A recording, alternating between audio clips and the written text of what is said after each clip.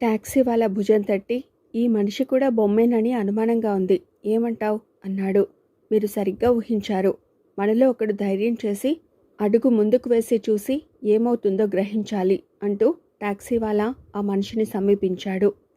ఆ మనిషిలో ఎక్కడా ఏ విధమైన చలనమూ లేదు. టాక్సీవాలా ఆ మనిషిని తాకేటంత దూరానికి రాగానే అతడు గిరగిరా తిరగడం ప్రారంభించాడు. అలా కాసేపు తిరిగాక ఆ మనిషి నేలలోకి కృంగిపోయాడు. ముందుకు వెళ్ళడానికిప్పుడు సన్నని మార్గం అగుపిస్తోంది. ఇదివరకటి మీద వెలుతురు కూడా వచ్చింది గుహలోనికి. అందరికీ ఆ అనుభవం వింతగా ఉంది, ఆశ్చర్యంగా ఉంది. అందరూ ఆ సన్నని మార్గాన్ని అనుసరించారు. అందరికంటే ముందు టాక్సీవాలా నడుస్తున్నాడు. వెనుక రామేశం ఉన్నాడు. ఆ మార్గం క్రమంగా విశాలమైంది. క్రమంగా వెలుతురు కూడా అధికమైంది. సుమారు పావుగంట నడిచి వారు గుహలోంచి బయటకు వచ్చారు. అక్కడ వారికి కనపడ్డ దృశ్యం వారి నమతాశ్చర్యపరులను చేసింది. అందరూ రెప్పవాల్చకుండా అటే చూస్తున్నారు. సుమారు 20 ఏళ్ల ప్రాయపు పిల్ల ఒకతే అర్ధనగ్నంగా నృత్యం చేస్తోంది. 25 ఏళ్ల యువకుడొకడు ఆ నృత్యం చూసి ఆనందిస్తున్నాడు. ఈ ప్రాంతంలో ఈ బృందానికిది ఊహించని దృశ్యం. ఆ ఆశ్చర్యమే వీరిని ఆ జంటకు పట్టించింది. ఆ యువతి వీరిని చూస్తూనే నృత్యం ఆపింది. ఆ యువకుడు పరుగున వీరి దగ్గరకు వచ్చి, "ఎవరు మీరు? ఇక్కడికి ఎలా వచ్చారు?" అని అడిగాడు. "మేము యాత్రికులం. ఇక్కడ చాలా వింతలు చూడవచ్చునని తెలిసి వచ్చాం" అన్నాడు రామేశం. "ఇక్కడ వింతలు చూడగలరని ఎవరు చెప్పారు మీకు?" "గంగాపురం ప్రెసిడెంటు" అన్నాడు రామేశం. ఆ యువకుడి ముఖంలో రంగులు మారాయి. "ఇంకా ఏం చెప్పాడు?" అన్నాడు. "ఇంకేమీ చెప్పలేదు" అన్నాడు రామేశం. మిగతా నలుగురు ఆ సంభాషణలో కలగజేసుకోలేదు. "ఇక్కడేమీ విశేషాలు లేవు, మీరు వెళ్ళవచ్చు" అన్నాడా యువకుడు. "మీరెవరో, ఇక్కడేం చేస్తున్నారో తెలుసుకోవచ్చా?" అన్నాడు రామేశం. "కూడదు" అన్నాడు యువకుడు ముక్తసరిగా. "సరే అయితే మీ పని మీరు చేసుకోండి, మా పని మేం చేసుకుంటాం" అన్నాడు రామేశం. తమ సంభాషణ వివరాలనైనా జోహారీ ఠాకూర్లకు తెలియపరిచాడు. "కాస్త దూరంలో ఓ ఆలయం కనపడుతోంది" అన్నాడు టాక్సీవాలా. అందరూ అటువైపు కదిలారు. "మీరలా వెళ్ళడానికి వీల్లేదు" అంటూ చటుక్కున ఆ యువకుడు వారి ముందుకు వచ్చి అడ్డంగా నిలబడ్డాడు. "ఎందుకని?" అన్నాడు టాక్సీవాలా. "నేను చెబుతున్నాను గనుక." "నువ్వెవరు నాకు చెప్పడానికి?" ఆ యువకుడు టాక్సీవాలాను సాచి లెంపకాయ కొట్టాడు. ఒక్క దెబ్బతో అతడు క్రింద పడిపోయాడు. "ఎవ్వరూ అడుగు ముందుకు వేయవద్దు" అన్నాడు యువకుడు ఇంగ్లీష్లో. "నేను వేస్తున్నాను" అంటూ ఠాకూర్ ఓ అడుగు ముందుకు వేయడమే కాకుండా ఆ యువకుని బలంగా ఒక్క తాపు తన్నాడు. ఆ యువకుడు కింద పడి దొర్లాడు. ఈలోగా టాక్సీవాలా లేచి నిలబడ్డాడు, చెంప చేత్తో తడుముకుంటూ. అతడి కళ్ళల్లో నీళ్లతో పాటు కోపం కూడా బాగా ఉంది. యువకుడు లేచేలోగా జోహారీ ఠాకూర్ వెళ్ళి అతడి 2 చేతులు పట్టుకుని లేవనెత్తి, "బిహేవ్ యువర్ సెల్ఫ్" అన్నారు. యువకుడి ముఖంలో ఇప్పుడు కోపం స్థానంలో కంగారు ఉంది. అతడు రామేశం వంక తిరిగి, "నా తొందరపాటును మన్నించండి, కానీ వెంటనే మీరిక్కడి నుంచి వెళ్ళిపోండి" అన్నాడు. "మేమెందుకు వెళ్ళిపోవాలో చెబితే అలాగే చేస్తాం. ఏది ఏమైనా ఇంత దూరం వచ్చి ఇక్కడున్న ఆలయాన్ని చూడకుండా ఎలాగూ వెళ్ళం" అన్నాడు రామేశం. "మీరు ఆలయం చూడ్డానికి వీల్లేదు." "ఎందుకని?" "చెప్పకూడదు, కానీ చూస్తే మీకే ప్రమాదం." "చెప్పకపోతే నీకు ప్రమాదం" అంటూ జోగారావు ఆ మనిషి మీదకు పులిలా దూకాడు. జోహారీ ఠాకూర్ కూడా ఆ యువకుడికి కాసేపు దేహశుద్ధి చేశారు. అయితే అతడి నోటి వెంట ఒక్క మాట కూడా బయటకు రాలేదు. "వీడి చేత నిజాన్ని కక్కించలేం. ఆ అమ్మాయిని లాక్కొస్తే సరి" అన్నాడు ఠాకూర్. ఈలోగా ఆ అమ్మాయే అక్కడికి వచ్చింది. "ఇది చాలా ప్రమాదకరమైన స్థలం. ఆ ఆలయంలో ఒక అపూర్వమైన నిధి ఉంది. ఎంత తీసినా తరగని బంగారం అక్కడ ఉంది. ఆ రహస్యం కొంతమందికి తెలుసు. వాళ్ళిక్కడి నుంచి బంగారం తరలించుకుపోవడానికి పెద్ద ఎత్తున ఏర్పాట్లు చేస్తున్నారు. అందుగురించి ఆలయంలో చాలామంది పనిచేస్తున్నారు. బంగారం అంతా ఒక్కచోట లేదు, రకరకాల ప్రదేశాల్లో నిక్షిప్తమై ఉంది. ఆ ప్రదేశాలను కనుక్కుని అందులోని బంగారాన్ని బయట పెట్టడానికి పెద్ద ఎత్తున కృషి జరగాలి. ఇక్కడ బంగారాన్నంతా బయటకు తరలించడానికి 5-6 ఏళ్లు పడుతుందని అంచనా. ఇక్కడ చాలామంది పనిచేస్తున్నారు కదా, వారందరి కోసం నాలాంటి ఆడవాళ్ళని తీసుకువస్తున్నారు. నేను వీళ్ళ మనిషిని కాదు, వీళ్లకు బందీని. నా దురదృష్టం కొద్దీ వీళ్లకు చిక్కి ఇక్కడ నాకు నచ్చని జీవితం గడుపుతున్నాను. ఆలయం సమీపించారంటే మీరు మరి ప్రపంచాన్ని చూడలేరు. బయటివారు రారన్న ధైర్యంతో ఇక్కడ కాపలా లేదు. మనం వెంటనే బయటకు పోయి ప్రాణాలు దక్కించుకుందాం. నన్ను ఇక్కడి నుంచి బయట ప్రపంచానికి తీసుకుపోగలిగితే మీకు నేను ఆజన్మాంతం రుణపడి ఉంటాను" అందా అమ్మాయి. ఆమె అన్న మాటల అర్థాన్ని జోగారావు బిహారీ ఠాకూర్లకు వివరించి చెప్పాడు. ఆ వివరాలు రామేశం బృందానికి చాలా ఆశ్చర్యాన్ని కలిగించాయి. ఇప్పుడేం చేయాలి అన్నాడు టాక్సీవాలా. అంతా అయోమయంగా ఉంది అన్నాడు ఠాకూర్. ఈ యువతి మనను తప్పుదారి పట్టించడం లేదన్న గ్యారంటీ ఉందని మీకు తోస్తోందా అన్నాడు రామేశం. మళ్ళీ అందరూ ఆలోచనలో పడ్డారు. రామేశం అనుమానానికి ఆ యువతి ప్రత్యేకంగా సంజాయిషి ఇవ్వకుండా తనకు ఆ అవసరం లేదన్నట్లు ఊరుకుంది. మనను ఆలయం దగ్గరకు వెళ్లకుండా ప్రయత్నించాలని ఈ ఇద్దరు ప్రయత్నిస్తున్నారు. యువకుడు బెదిరించి చూశాడు, ప్రయోజనం కనపడలేదు. ఈ యువతి అట్నుంచి నరుక్కు రావడానికి ప్రయత్నిస్తోంది. రోట్లో తలపెట్టి రోకటిపోటుకు భయపడ్డం ఎందుకు? మనం వెళ్ళి ఆ ఆలయంలోని విశేషాలు చూసి వద్దాం అన్నాడు రామేశం. నేను చెప్పవలసింది చెప్పాను. ఇప్పుడు మీరు చేస్తున్న సాహసం వల్ల మిమ్మల్ని మీరు రక్షించుకోలేరు, నన్ను రక్షించలేరు అందా యువతి. ఆ యువతిని వెంటబెట్టుకుని ఆ 5గురు ఆలయం వైపు నడిచారు. ఓ కంట ఆ యువతిని కనిపెడుతూనే ఉన్నప్పటికీ అందరికీ గుండెలు అదురుతూనే ఉన్నాయి. ఏ క్షణం ఏం జరుగుతుందో ఎవరికెరక. అంతా ఆలయంలోకి ప్రవేశించారు. అది ఒక శివాలయం. ఏనాటితో కానీ ఆ ఆలయం మీది శిల్పం అద్భుత కళా సృష్టి అని చెప్పవచ్చును. అంతా ఆలయం చుట్టూ తిరుగుతున్నారు. ఎక్కడా వేరే మనుషుల అలికిడి లేదు. ఆలయం చుట్టూ తిరగడం అయ్యాక వారు లోపలకు ప్రవేశించారు. ముందుగా టాక్సీవాలా, ఆ వెనుక జోగారావు, ఆ వెనుక ఠాకూర్, యువతి, రామేశం అంతా లోపల ప్రవేశించారు. అక్కడ దృశ్యం వారిని ఆశ్చర్యచకితులను చేసింది. ప్రవేశద్వారం వద్ద నంది విగ్రహం ఉన్నది. అది రెండుగా చీలి ఉన్నది. అటు ఇటు బంగారపు పలకలు ఫ్రేమ్లో అమర్చబడి ఉన్నాయి. అలాగే ధ్వజస్తంభం కూడా బంగారపు పలకలమయంగా ఉంది. ఇది నిజంగానే అపూర్వ నిధి అన్నాడు ఠాకూర్. లోపల గుడి చాలా విశాలంగా ఉంది. ఎప్పుడు కట్టారో, ఎవరు కట్టారో గాని ఆ కట్టడం ఇంతవరకు చెక్కు చెదరకపోవడం చాలా ఆశ్చర్యం. అంతా వెళ్ళి కాసేపు మంటపంలో విశ్రమించారు. మన ట్రిప్పు ఫలించింది. ఇది నిజంగానే జీవితానికో అనుభూతిగా మిగిలిపోతుంది అన్నాడు రామేశం. ఆంధ్రదేశంలో ఇంతవరకు చూసిన ఆలయాలన్నీ దీని ముందు శిల్ప సౌందర్యంలోనూ వైశాల్యంలోనూ కూడా దిగదుడుపుగా ఉన్నాయి. వాటం చూస్తుంటే ఈ గుడిలోని ప్రతి శిల్పము బంగారంతో నిండి ఉన్నదనిపిస్తోంది అన్నాడు జోహారి. అలా అనుకోవడానికి వీల్లేదు. ప్రతి శిల్పాన్ని జాగ్రత్తగా పరీక్షించి బంగారం ఉన్నది లేనిది తెలుసుకోవచ్చును. అలాగే మరి కాస్త జాగ్రత్త వహిస్తే ఏ శిల్పాన్ని దెబ్బతీయకుండానే జాగ్రత్తగా బంగారాన్ని సొంతం చేసుకోవచ్చు. నంది విగ్రహము, ధ్వజస్తంభము కొన్ని రహస్యపు మీటల సాయంతో తెరవబడ్డాయి. ఇక్కడున్న విగ్రహాలు శిలా విగ్రహాలను పోలి ఉన్న వాస్తవానికవి లోహ నిర్మితాలు అందా యువతి. నువ్వు లోపల మనుషులున్నారని చెప్పావు, కానీ ఎవరూ లేరు అన్నాడు జోగారావు. అవును, అబద్ధం చెప్పాను. ఇక్కడున్న ఈ బంగారాన్ని మీరు కళ్ళతో చూస్తే ఉత్తి చేతులతో కదలగలుగుతారా? మీలో ఆశ రేగుతుంది. అక్కడి నుంచి కష్టాలు ప్రారంభమవుతాయి. నాకంటే అనుభవం గలవారు, మీకు నేనేం చెప్పగలను అందా యువతి. అయితే ఇక్కడ మనుషులు లేరా అన్నాడు రామేశం. ఈ రోజున లేరు. ఒక వారం రోజుల్లో ఇక్కడ హడావుడి ప్రారంభమవుతుంది. అంతవరకు ఈ ప్రాంతానికి నేను ఇతను కాపలా అందా యువతి యువకుని చూపిస్తూ. అయితే నువ్వు కూడా వీళ్ల మనిషివేనన్నమాట అన్నాడు జోగారావు. కాదు, నేనిక్కడ బందీని. నేనొక్కతనే కాదు, ఇంకా కొందరు ఆడవాళ్ళున్నారు ఇక్కడ బందీలుగా అందా యువతి. ఇక్కడ అంటే అన్నాడు రామేశం. నాకు తెలియదు, కానీ ఇతనికి తెలుసు అందా యువతి. రప్పించి చూస్తాం అన్నాడు టాక్సీవాలా యువకుని వంక తిరిగి. ఆమె చెబుతున్నవన్నీ అబద్ధాలు. తనే ఇక్కడి వ్యవహారానికి నాయకురాలు. మిమ్మల్ని బుట్టలో వేసుకోవాలని చూస్తోంది అన్నాడు యువకుడు. వీళ్లతో మనకేమిటి గాని ఇప్పుడేం చేయాలి మనం అన్నాడు రామేశం. ఈ పూటకి ఇక్కడ విశ్రాంతి తీసుకోవాలి అన్నాడు జోహారి.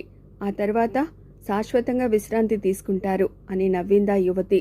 రామేశం తన బృందంతో అన్ని విషయాలు చర్చించాడు. ఏం చేయాలో ఎవరికీ తోచడం లేదు. తమ కళ్ళపడ్డ ఈ అపూర్వ నిధిని వశపరుచుకోవాలని అందరికీ ఉంది. అయితే దీని ఉనికిని ప్రభుత్వానికి తెలియచేయాలని రామేశం అభిప్రాయపడ్డాడు. ఆయన అభిప్రాయాన్ని ఆమోదించినా ఆమోదించకపోయినా ఎవ్వరూ వ్యతిరేకించలేదు. ఇక్కడి నుంచి బయటపడ్డాన్నో పెద్ద సమస్యగా మీరు గుర్తించినట్లు లేదు. అందుకే వృధా కాలయాపన చేస్తున్నారు. ఇక నుంచి తప్పించుకోవడం కష్టమే. తప్పించుకుని బ్రతికి బయటపడ్డమూ అసాధ్యమే అందా యువతి. ఆమెకు తామక్కడ ఉండడం ఇష్టం లేదని రామేశానికి అర్థమైంది. అంటే ఈ రాత్రి కూడా ఇక్కడేదైనా విశేషం జరుగుతుందా, లేక ఈమె నిజంగా బయటపడాలని తహతహలాడుతోందా? ఏది ఏమైనా ఈ రాత్రికి తామిక్కడ విశ్రాంతి తీసుకోక తప్పదు. చీకటి పడుతోంది. ఇప్పుడెక్కడికి వెడతారు? అంతా భోజనాలు చేశారు. రామేశం ఆమె మాటలను సీరియస్గా తీసుకోవడం లేదు. ఆయన ఆలోచనలు పరిపరి విధాల పోతున్నాయి. గంగాపురంలో ఇప్పుడేం జరుగుతోంది? ఊరి ప్రెసిడెంట్కు తామింకా కనపడకపోవడంతో అనుమానం రాలేదా? ఆయనకు ఈ నిధికి సంబంధం ఉంటే ఇప్పుడు ఆయన ఊరుకుంటాడా? తెల్లారేలోగా మనుషులు తమని చుట్టుముట్టరా? చుట్టుముడతారని భయపడి ఇప్పుడు వెనక్కు వెడితే మాత్రం దొరికిపోమని నమ్మకం ఏమిటి? అడకత్తెరలో చిక్కిన పోకలా ఉంది తమ పని. అయితే ఇందులో విచారించవలసింది లేదు. తాము కావాలనే ఇందులో ఇరుక్కున్నారు. ఒక అపూర్వ నిధిని కళ్ళారా చూశామన్న ఆనందం ముందు ఈ కష్టాల్లో లెక్కలోనివి కావు. గంగాపురం ప్రెసిడెంట్ కూడా తామంటే భయం ఉంది. సాధ్యమైనంత వరకు తమ ప్రాణాలు తీయడు. రాత్రి అంచెలంచెలుగా మెలకువ ఉండి కాలం గడపాలని వారు అనుకున్నారు. అయితే వారికి ఆ శ్రమ అవసరం లేకపోయింది. రాత్రి 10 గంటలకల్లా అక్కడికో చిన్న పటాలం వచ్చి చేరింది. వారి వద్ద ఆయుధాలున్నాయి.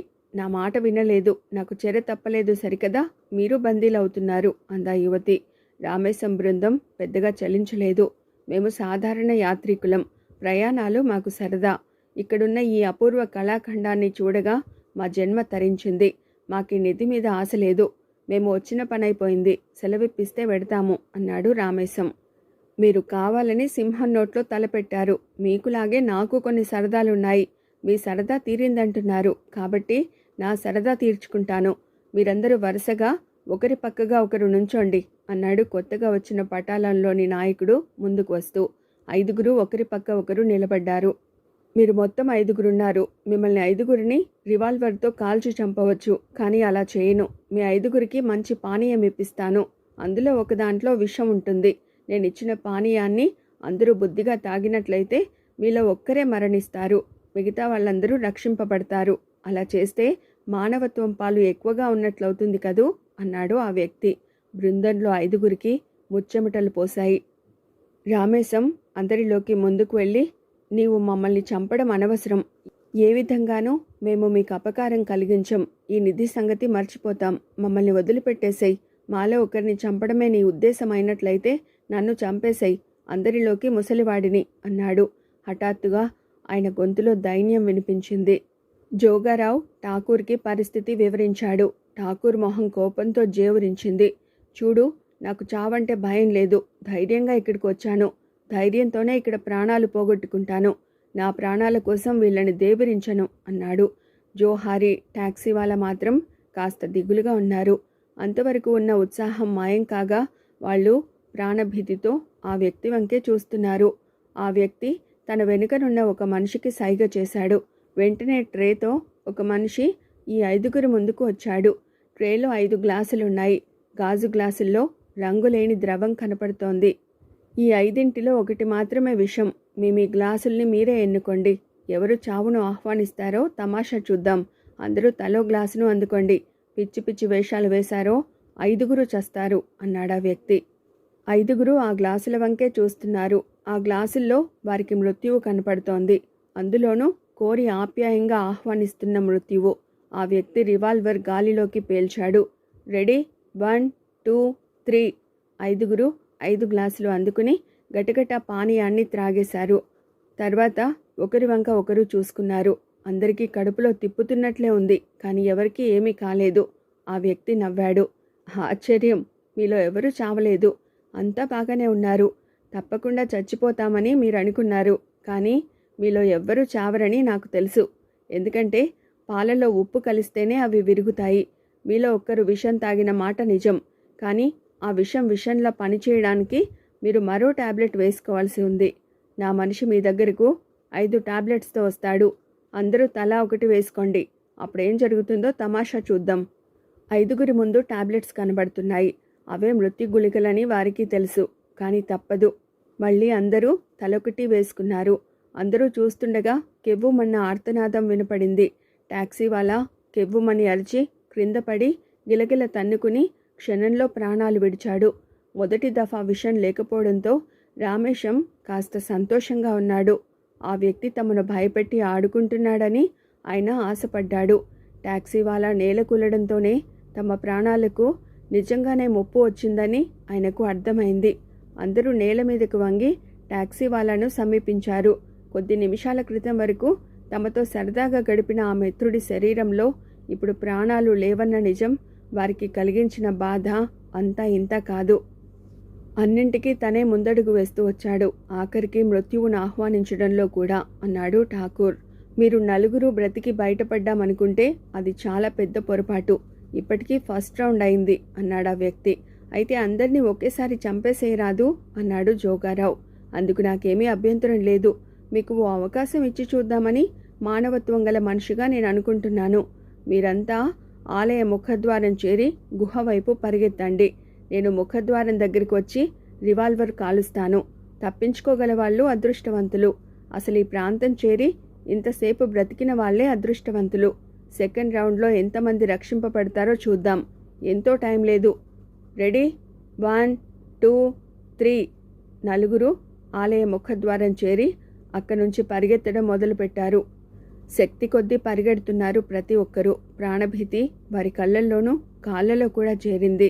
ఆ వ్యక్తి ఆలయ ముఖద్వారం చేరాడు. ముఖద్వారం నుంచి గుహకు చేరే దారి సి ఆకారంలో ఉంది. ఆ వ్యక్తి వారిలో ఒకరిని జాగ్రత్తగా శ్రద్ధగా గమనిస్తున్నాడు. రివాల్వర్ను తన టార్గెట్ మీదకు గురిపెట్టాడు. మరుక్షణంలో రివాల్వర్ పేలింది. హృదయ విదారకమైన ఆర్తనాదం. మిగిలిన ముగ్గురు ఆగిపోయారు. పడిపోయిన మనిషి కోసం చూశారు. అతను జోహారి. చిన్నవాళ్లకే ముందుగా నూకలు చెల్లిపోతున్నాయి అనుకొని బాధగా నిట్టూర్చాడు రామేశం. అంత మాత్రాన మిగతా వాళ్ళని తప్పించుకోగలిగామని కాదు. ఇప్పుడు చేయగలిగినదేముంది? ఇదే ఊపులో ముందుకు వెళ్ళిపోతే, అన్నాడు ఠాకూర్. అయితే గుహ ముందు ముగ్గురు మనుషులు తుపాకీలతో నిలబడి ఉన్నారు. వెనక్కు వెళ్ళండి, ఇంకా థర్డ్ రౌండ్ మిగిలి ఉంది, అన్నాడు వాళ్ళలో ఒకడు. రామేశం బృందానికి పై ప్రాణాలు పైనే పోయాయి.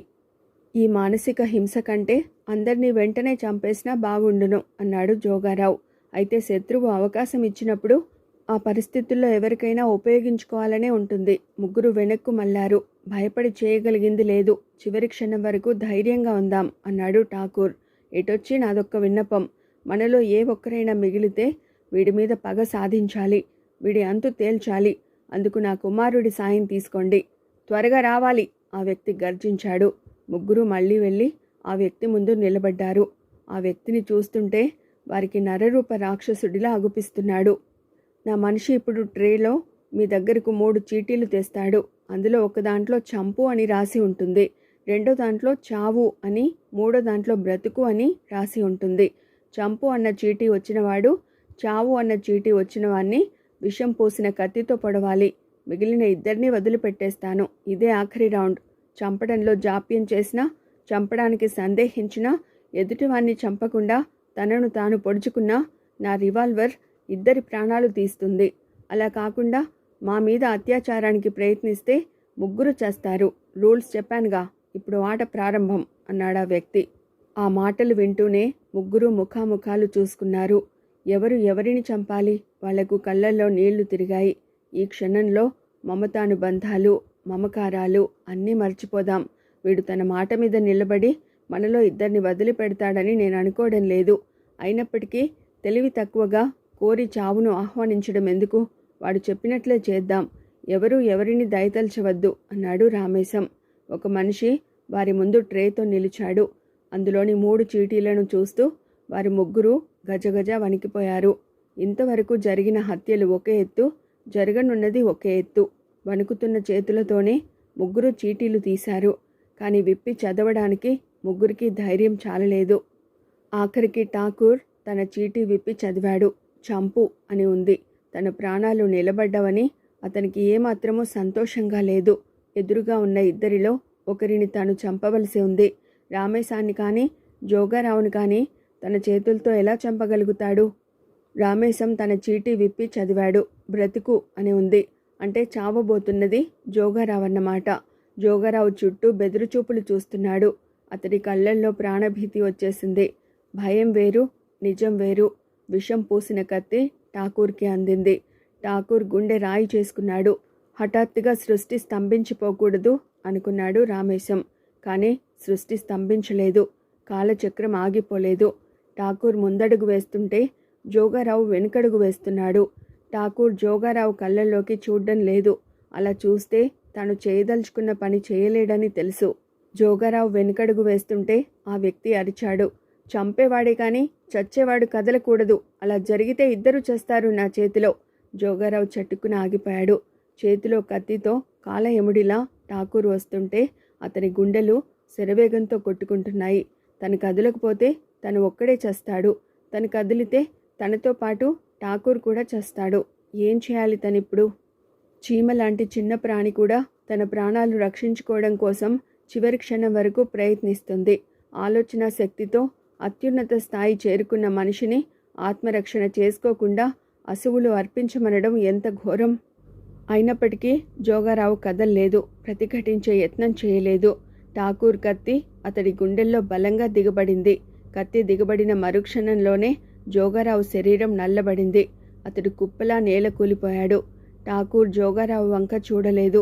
2 చేతులు ముఖానికి కప్పుకుని గొల్లున ఏడుస్తూ నేల మీద కూలబడిపోయాడు. రామేశం నోట మాట లేకుండా అలా నిలబడి ఉన్నాడు. Very good. అపురూపమైన ప్రదేశాన్ని చూసి మీ సరదా తీర్చుకున్నారు. అపూర్వమైన ఆటలతో నా సరదా తీర్చుకున్నాను. నాకు సంబంధించినంత వరకు మీ ప్రాణాలతో నాకు నిమిత్తం లేదు. మిమ్మల్ని నేను చంపను. మిమ్మల్ని ఇద్దరిని నా మిత్రులకు కానుకగా పంపుతున్నాను. మీ భవిష్యత్తు వారి సరదా మీద ఆధారపడి ఉంటుంది అన్నాడా వ్యక్తి. తర్వాత రామేశానికి ఠాకూర్కు స్పృహ తప్పించబడింది. వాళ్లకు స్పృహ వచ్చేసరికి ఒక ఆటవిక జాతి మధ్యన తామున్నామని గ్రహించారు. వీళ్ళిద్దరూ కళ్ళు తెరవగానే వాళ్ళ చుట్టూ ఉన్న మనుషుల్లో సంచలనం కలిగింది. మెలకు వచ్చింది చూడండి అంటూ ఆటవికుల్లో ఒకడు ముందుకు వచ్చాడు. రామేశం ఠాకూర్ లేచి కూర్చోవడానికి ప్రయత్నించారు. అయితే వారి చేతులు కాళ్ళు కట్టబడి ఉన్నాయన్న విషయం అప్పుడే వారికి అర్థమైంది. మా మిత్రుడు పంపిన మంచి కానుక మీరు. మీకు ఘనంగా సత్కారం చేస్తాం. పారిపోయే ప్రయత్నం మాత్రం చేయకూడదు అన్నాడా ఆటవికుడు. ఇద్దరిని ఒక గుడిసెలోకి తరలించారు. గుడిసెలో వీరికి సపర్యలు చేయడానికి 2 ఆటవిక పడుచులు నియమించబడ్డారు. గుడిసె చుట్టూ 10 మంది బలాఢ్యులైన ఆటవిక యువకులు కాపలా ఉన్నారు. గుడిసెలోని ఆటవిక యువతులు స్నేహపాత్రంగా ఉన్నారు. రామేశం వాళ్ళని చాలా ప్రశ్నలు అడిగి తెలుసుకున్నాడు. మా సపర్యలకు మగవాళ్లను కాక ఆడవాళ్లను పెట్టారేం? అది అతిథులను మేము గౌరవించే పద్ధతి. మేం మీకు అతిథులమా? మా జాతికి చెందని వాళ్ళు మా గుడిసెల్లో ప్రాణాలతో ఉన్నంతకాలము అతిథుల క్రిందే లెక్క. గుడిసె చుట్టూ పటిష్టమైన కాపలా ఎందుకు? మీరు పారిపోకుండా. అయినా పారిపోతే అసాధ్యం. ఇక్కడి నుంచి బయటపడ్డం మా వాళ్లకు తప్ప ఎవరికీ సాధ్యం కాదు. ఇంతవరకు మా అతిథులెవరూ పారిపోలేదు. మేమిక్కడ ఎన్నాళ్ళుంటాం? ఈ రోజుతో కలిపి 3 రోజులు. ఆ తర్వాత మమ్మల్ని ఏం చేస్తారు? అది ఈవేళ చెప్పకూడదు. ఎల్లుండి చెబుతాము. ఎందుకని? మీకు దిగులు కలిగించే మాటలు ఇప్పటినుంచి చెప్పకూడదు. రామేశం ఉలిక్కిపడ్డాడు. అంటే ఆమె అభిప్రాయం ఏమిటి? దిగులు పడవలసిందేదో జరుగుతుందని తెలిసింది కదా. అప్పుడే నాలో దిగులు బయలుదేరింది. ఎలాగూ దిగులుగా ఉన్నాను కాబట్టి పర్వాలేదు. ఎల్లుండి తర్వాత మమ్మల్ని ఏం చేస్తారు? ఏ దేవతకైనా బలి ఇస్తారా అని అడిగాడు రామేశం. ఈ విషయంలో నన్నేమీ అడగొద్దు. నేనేమీ చెప్పను అందా ఆటవిక యువతి. మీరు అనవసరపు ఆలోచనలు మాని సరదాగా కాలం గడపండి. సరదాగా అంటే? ఆమె నవ్వింది. మీకు తెలియదా? నేను ముసలివాణ్ణి. నా సరదాలు వేరు, నీ సరదాలు వేరు. ముసలివాడికి పడుచుతనం తెప్పించకపోతే నా ఆతిథ్యం వృధా అందామె. ఆమె మాటలు నిజమేనని మిగతా 2 రోజులు రుజువు చేశాయి. హఠాత్తుగా రామేశం వయసు బాగా తగ్గిపోయినట్లు అనిపించింది. వయసు తగ్గడమే కాక ఆయనకు జీవితం మీద మోజు కూడా పుట్టసాగింది. ఠాకూర్తో ఆ విషయమే అంటే, మనం ఇప్పుడు చచ్చిపోయినా పర్వాలేదు. ఎవరైనా చచ్చాక స్వర్గం చూస్తారు. మనం బ్రతికుండగానే స్వర్గాన్ని చూస్తున్నాం అన్నాడు. ఇద్దరికీ బ్రతుకు మీద పెద్దగా ఆశ లేదు. కానీ తమకు భవిష్యత్తులో ఏమి రాసిపెట్టి ఉందో తెలుసుకోవాలని ఇద్దరికీ ఆతృతగా ఉంది. తమకేదో అనుభవం జరగనున్నదని ఇద్దరూ ఊహిస్తున్నారు. అదేమిటో తెలియక మనసులో కలవరం కలుగుతోంది. 2 రోజులు గడిచాక రామేశంతో గడుపుతున్న ఆటవిక యువతి, ఇది మన ఆఖరు రాత్రి అంది. ఇప్పుడు చెప్పు, రేపు నేనేమవుతాను అన్నాడు రామేశం. అప్పుడే చెప్పను, రాత్రి చెబుతాను అంది ఆటవిక యువతి. అయితే ఆమె ఇతర విశేషాలు చాలా చెప్పింది రామేశానికి. అతిథులకు గూడెంలోని ఆడపిల్లలను అప్పగించడం ఆ జాతి ఆచారం. అయితే దానికి ఒక పద్ధతి ఉంది. గూడెంలోని ఇళ్లన్నిటికీ నంబర్లుంటాయి. నంబరు వారీగా ఒకరి తర్వాత ఒకరుగా ఆతిథ్యానికి ఉపయోగపడాలి. సాధారణంగా పెళ్లికాని పిల్లలే అతిథులకు అప్పగించబడతారు. ఇంట్లో పెళ్లికాని పిల్లలు లేనప్పుడు మాత్రం పెళ్ళైన వాళ్ళని కూడా పంపుతారు. ఒక్క అతిథుల విషయం మినహాయిస్తే అక్కడి స్త్రీలు నియమబద్ధమైన జీవితం గడుపుతున్నట్లే లెక్క. రామేశంతో గడుపుతున్న యువతికి ఇంకా పెళ్లి కాలేదు. 2 సంవత్సరాల క్రితం ఆమె అతిథి మర్యాదకు వినియోగించబడింది. అదే ఆమెకు ప్రథమానుభవం. ప్రథమానుభవానికి ముందు ఆమె కులగురువు వద్ద కొంత శిక్షణ పొందుతుంది. అది శృంగారానికి సంబంధించిన శిక్షణ. 2 సంవత్సరాలలోనే నువ్వు మళ్ళీ అతిథి మర్యాదకు వినియోగించబడ్డావంటే అతిథులు చాలా అరుదుగా వస్తుంటారని అనుకోవాలి అన్నాడు రామేశం. అదేం కాదు, అతిథి మర్యాదకు 30 ఏళ్లలోపు వారిని వినియోగించరు అంది. అతిథి మర్యాద విషయంలో మీ వాళ్ళు నాకు చాలా నచ్చారు. కులగురువు మీకు శృంగార శిక్షణ ఇస్తాడన్నావు, మరి కులగురువు కూతురికెవరిస్తారు అన్నాడు రామేశం. ఆటవిక యువతి ఆ ప్రశ్నకు విరగబడి నవ్వింది.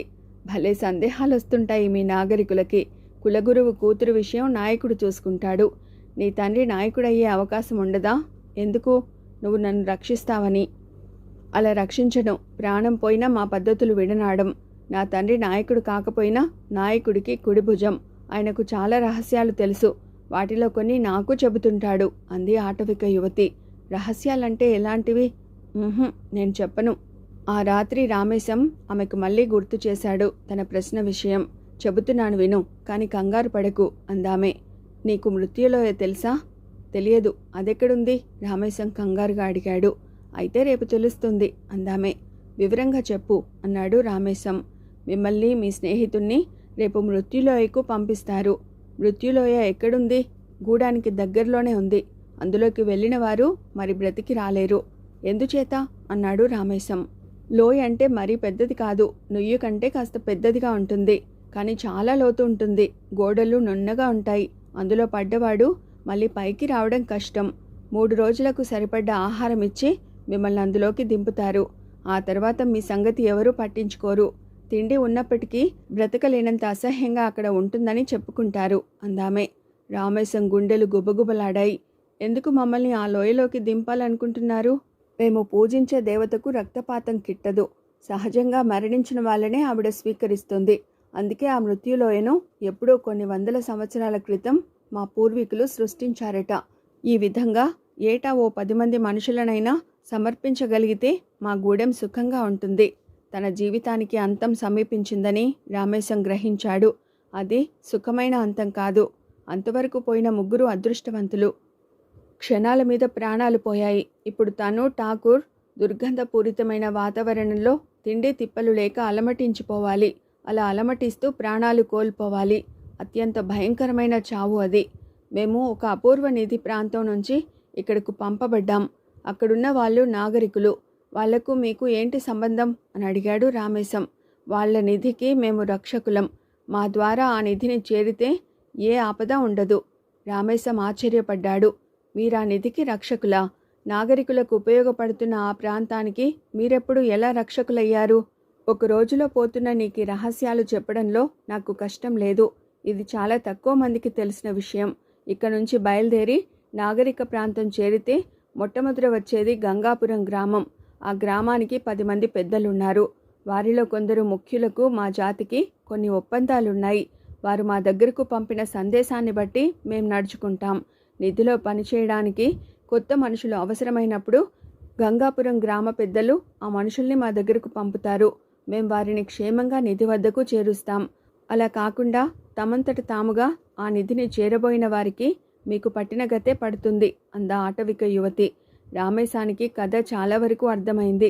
ఇటొచ్చి అర్థం చేసుకుని ప్రయోజనం లేదు. తమ జీవితాలకు అంత్యకాలం సమీపించింది.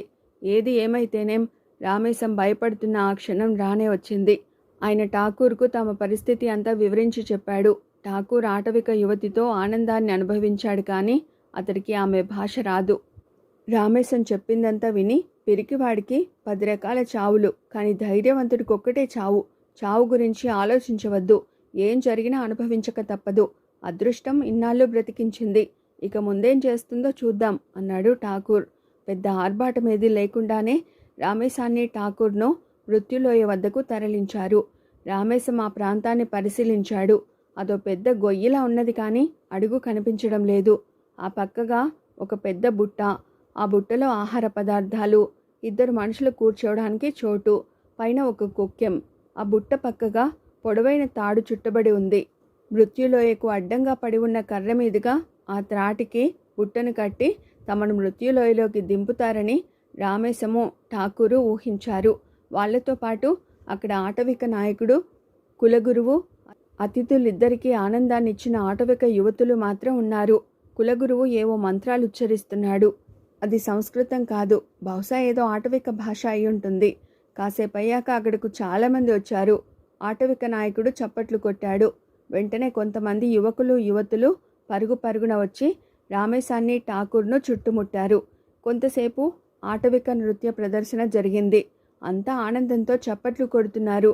కానీ రామేశం, ఠాకూర్ క్షణాలు లెక్క పెట్టుకుంటున్నారు. వాళ్ల ముఖాల్లో కత్తి వాటుకు నెత్తురు చుక్కలేదు. నృత్య ప్రదర్శన అయ్యాక ఆటవిక నాయకుడు రామేశాన్ని, ఠాకూర్ను బుట్ట దగ్గరకు నడిపించుకు వెళ్ళి అందులో నిలబడమన్నాడు. ఇద్దరు ఒక పర్యాయం చుట్టూ చూశారు. ఆయుధాలు ధరించి 10 మంది బలాఢ్యులు తమకు చుట్టూ చంద్రాకారంలో ఉన్నారు.